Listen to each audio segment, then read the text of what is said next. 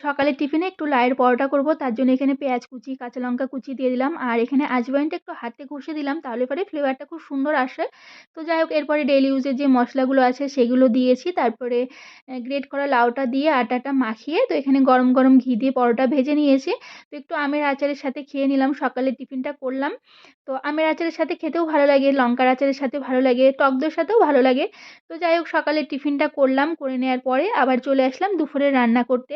তো আজকে দেখো দুপুরে রান্না করছি, একটু ডিম আলু দিয়ে সবজি করছি। তো এখানে মশলা টশলা কষিয়ে তো এই যে ডিম আলুর সবজিটা বানিয়ে নিলাম। আর তারপরে দেখো দুপুরের খাওয়া দাওয়া করবো, তার জন্য আমার আর আমার হাজব্যান্ডের ভাতটা বেড়ে নিচ্ছি।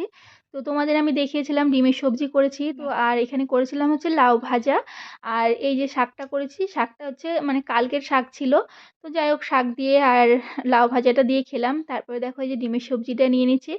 তো চলো আমি খাওয়া দাওয়া করি, নেক্সট ভিডিওতে তোমাদের সাথে আবার দেখা হচ্ছে, বাই।